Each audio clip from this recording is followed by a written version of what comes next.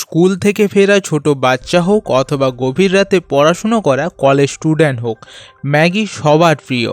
যদিও 2 মিনিটের ম্যাগি 5 মিনিটেরও বেশি সময় নেয়, তবুও জনবহুল সমুদ্র সৈকত থেকে শুরু করে নির্জন পাহাড়ে প্রত্যেকের সঙ্গী হলো এই ম্যাগি। ম্যাগি এতটাই জনপ্রিয় হয়ে গেছে যে গ্রামগঞ্জের মানুষদের যদি আপনি কোনো নুডলস দেখান, তাহলে তাদের মধ্যে বেশিরভাগই সেটাকে ম্যাগি বলবে। কিন্তু আসলে ম্যাগি হলো একটা কোম্পানি যে নুডলস বানায়। এই রকম আরও অনেক কোম্পানি রয়েছে যারা নুডলস বানায়, যেমন মামা noodles, chopstick noodles, ইপে noodles, Patanjali আটা নুডলস, টপ রামেন। কিন্তু বাজারে এদের মধ্যে ম্যাগির দবদবাই বেশি। 1915 সালে ভারতে ম্যাগিকে পুরোপুরি নিষিদ্ধ করে দেওয়া হয়েছিল এবং এই কোম্পানিকে বাধ্য হয়ে 27,000 টন অর্থাৎ প্রায় 40 কোটি প্যাকেট নষ্ট করতে হয়েছিল, কারণ ম্যাগিতে লেড আর এমএসজির পরিমাণ নির্ধারিত সীমার চেয়ে অনেক বেশি পাওয়া গিয়েছিল এবং দেখতে দেখতে পুরো দেশের মধ্যে ম্যাগির ওপর নিষেধাজ্ঞা জারি হয়।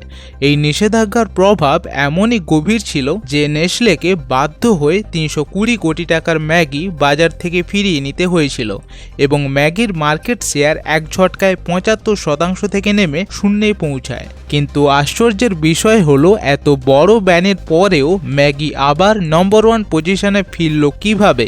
এই প্রশ্নের উত্তর খুঁজতে আমাদের যেতে হবে আজ থেকে প্রায় 140 বছর আগে, কারণ এই ম্যাগি যেটাকে আমরা আজকের ব্র্যান্ড বলে মনে করি, আসলে তার গল্পটা শুরু হয়েছিল 1986 সালে সুইজারল্যান্ডের একটি ছোট্ট শহরে। জুলিয়াস ম্যাগি নামে একজন ইন্ডাস্ট্রিয়ালিস্ট এমন একটা খাবার খুঁজছিলেন যা খুব তাড়াতাড়ি ও সহজে তৈরি করা যাবে এবং স্বাস্থ্যকর হবে। সেই সময় এই রকম রেডি টু ইট ফুডের প্রয়োজন ছিল, কারণ ইউরোপে তখন ইন্ডাস্ট্রিয়াল রেভলিউশন মানে শিল্প বিপ্লব চলছিল।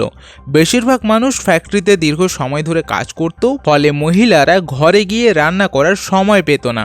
আর এখান থেকেই ম্যাগির গল্প শুরু। জুলিয়াস তার পরিবারের এই ছোট্ট কারখানার উপর বেশ করে ম্যাগি নামে এমন এক ব্র্যান্ড তৈরি করলেন যা খুব কম সময়ের মধ্যে মানুষের মধ্যে জনপ্রিয় হয়ে উঠেছিল। দুর্ভাগ্যবশত 1912 সালে জুলিয়াসের মৃত্যু হয় এবং তার মৃত্যুর পর অর্থনৈতিক সংকটে পড়ে কোম্পানি অনেক দুর্বল হয়ে যায়। তারপর 1914 সালে প্রথম বিশ্বযুদ্ধ শুরু হয়। এই সময় ম্যাগিকে ভুল করে একটি জার্মান কোম্পানি ভেবে তাদের ওপর গুপ্তচর বৃত্তির অভিযোগ আনা হয়। তো কোনোভাবে এই সমস্যা থেকে বেরোতে না বেরোতেই আবার দ্বিতীয় বিশ্বযুদ্ধ শুরু হয়। এই যুদ্ধে কোম্পানির অবস্থা আগের থেকেও অনেক খারাপ পর্যায়ে পৌঁছায়। অন্যদিকে আরেকটি সুইস ব্র্যান্ড নেসলে ব্যবসা বাড়ানোর জন্য একটি নতুন প্রোডাক্ট খুঁজছিল। তখন তাদের নজর পড়ল এই ম্যাগির ওপর। নেসলে ভাবলো এই ম্যাগি কোম্পানি তাদের জন্য সোনার খনি হয়ে উঠতে পারে।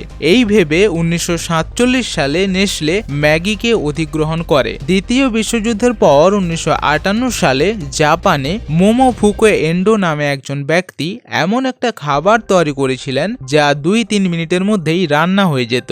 এই পণ্যের নাম ছিল ইনস্ট্যান্ট নুডলস, যা 1958 সালে প্রথমবার ইনস্ট্যান্ট রেমেন নুডলস নামে বাজারে আসে এবং এই নুডলস দ্রুতই সারা বিশ্বে জনপ্রিয় হয়ে ওঠে। এইসব দেখে নেসলেও এবার ম্যাগি ব্র্যান্ডের অধীনে তাদের নিজেদের ইনস্ট্যান্ট নুডলস বাজারে আনার পরিকল্পনা করে।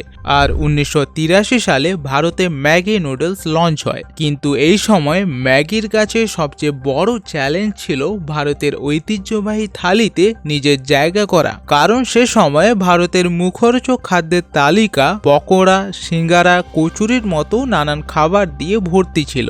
এগুলো শুধু সুস্বাদুই নয়, মানুষ এই খাবারগুলো প্রজন্মের পর প্রজন্ম ধরে খেয়ে আসছে। তাই প্রথমবার যখন মানুষ ম্যাগি দেখলো, তখন সবাই ম্যাগিকে অস্বাস্থ্যকর বিদেশি খাবার বলে এড়িয়ে যেত।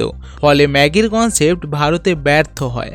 তারপর নেসলে দীর্ঘদিন ভারতের বাজার গবেষণা করে বুঝলো যে ভারতে সন্ধ্যার খাবারটা খুবই বিশেষ। এই সময় স্কুল থেকে ফিরে বাচ্চারা এমন কিছু খেতে চায় যা টেস্টিও হবে, সাথে পেটও ভরবে এবং তাড়াতাড়ি তৈরিও হবে।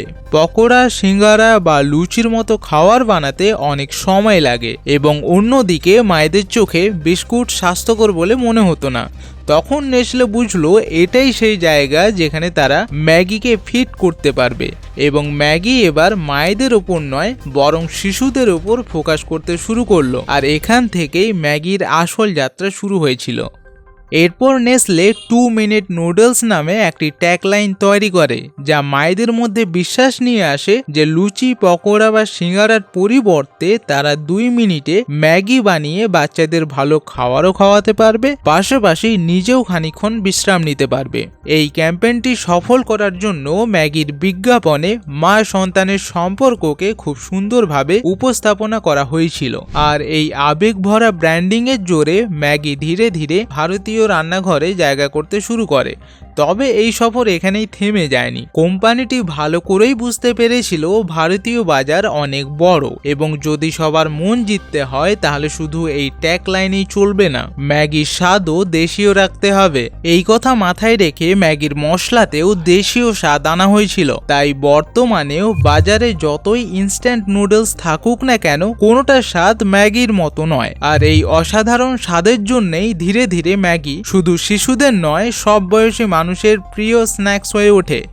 ম্যাগির সবচেয়ে বড় শক্তি ছিল তার সাপ্লাই চেন। যেখানে অন্য কোম্পানিগুলো কেবল বড় শহরেই সীমাবদ্ধ ছিল, সেখানে ম্যাগি তার ডিস্ট্রিবিউশন নেটওয়ার্ক ছোট শহরগুলোতেও ছড়িয়ে দিয়েছিল।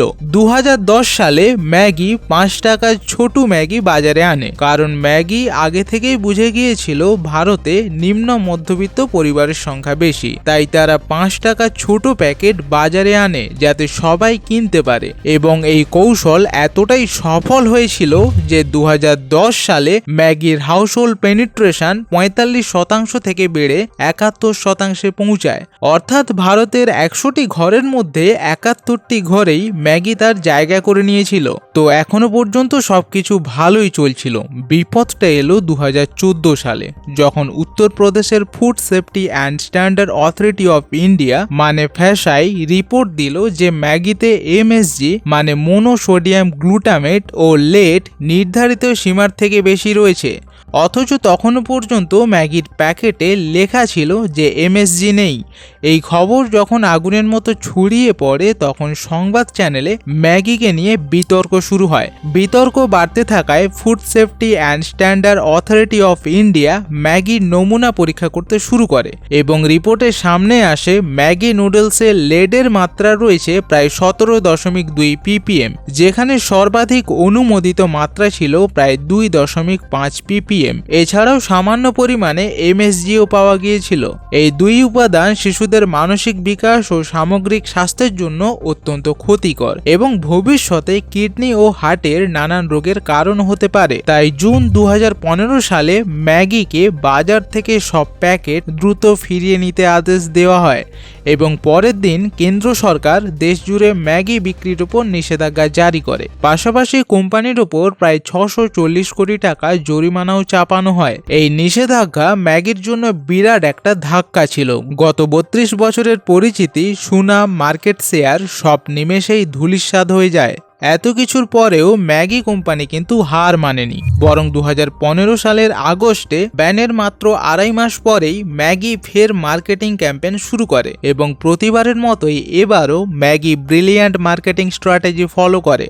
অবশেষে নভেম্বর 2015 সালে ম্যাগি নতুন করে বাজারে আসে। তবে এবার কোম্পানি সরাসরি অফলাইন বাজারে না গিয়ে প্রথমে অনলাইনে ম্যাগি বিক্রি শুরু করে। পাশাপাশি মানুষের বিশ্বাস ফিরিয়ে নিয়ে আসার জন্য কোয়ালিটি স্ট্যান্ডার্ড আগের থেকে অনেক বেশি শক্ত করে। সুপ্রিম কোর্টের নির্দেশে একবার নয় 3500 বারেরও বেশি ম্যাগি পরীক্ষা করা হয়, যাতে মানুষের মনে বিশ্বাস জন্মায় যে ম্যাগি এখন পুরোপুরি নিরাপদ। এছাড়াও কোম্পানি ফ্যাক্টরি ভিজিট এবং বিহাইন্ড দ্য সিন ভিডিও পাবলিশের মতো উদ্যোগ নেয়, যাতে মানুষ নিজের চোখে দেখতে পারে কিভাবে ম্যাগি তৈরি হয় এবং এই প্রসেসে কি কি নিরাপত্তা ফলো করা হয়। এবং 2017 সালের মধ্যেই ম্যাগি আবার 60% বাজার শেয়ার পুনরুদ্ধার করে এবং প্রমাণ করে দেয় যে এই ইন্ডাস্ট্রির কিং এখনো সেই।